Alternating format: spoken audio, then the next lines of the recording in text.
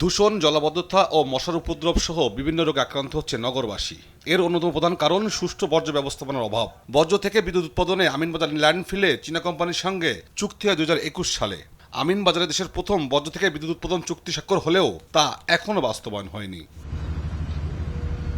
এমন বাস্তবতায় বিকেলে আমিনবাজার ল্যান্ডফিল পরিদর্শনে আসেন স্থানীয় সরকার প্রতিমন্ত্রী ও বন ও পরিবেশ প্রতিমন্ত্রী। এ সময় উপস্থিত ছিলেন উত্তর সিটি কর্পোরেশনের প্রশাসক। বিদ্যুৎ উৎপাদন প্রকল্প পরিদর্শন শেষে কথা বলেন দুই প্রতিমন্ত্রী। বন ও পরিবেশ প্রতিমন্ত্রী শেখ ফরিদুল ইসলাম বলেন, অগ্রগতি দেখতেই এই পরিদর্শনে আসা।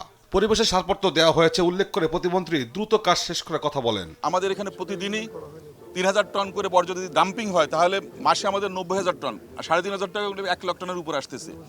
তো এটা আসলে টু মাস, মানে আমাদের বছরে 12 লাখ টনের মতো আসতেছে। তো সেই জন্য আমরা চাচ্ছি যে এটাকে আগায় আনতে, যে এটা যেন 12 মাসের ভিতরে যেন কমপ্লিট করতে পারে। এরা 18 মাস বা যেটা সেটা আসলে সম্ভব না, তার আগে করতে হবে। সেটার জন্য আমরা আসছি মূলত তাদেরকে পুশ করার জন্য, যে না, আমাদেরকে এখানে ম্যান পাওয়ার তারা এক্সট্রা দিবে। এদিকে স্থানীয় সরকার প্রতিমন্ত্রী মি শাহ আলম জানান, 2028 সালের নভেম্বরেই আমিনবাজার ল্যান্ডফিল থেকে বিদ্যুৎ উৎপাদন হবে।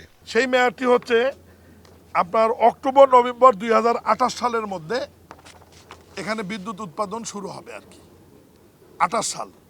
এটার কারণ হচ্ছে যে যেহেতু 3 বছর তারা লস করেছে, এই কারণে এই সময়টা তাদেরকে আমরা দিয়েছি।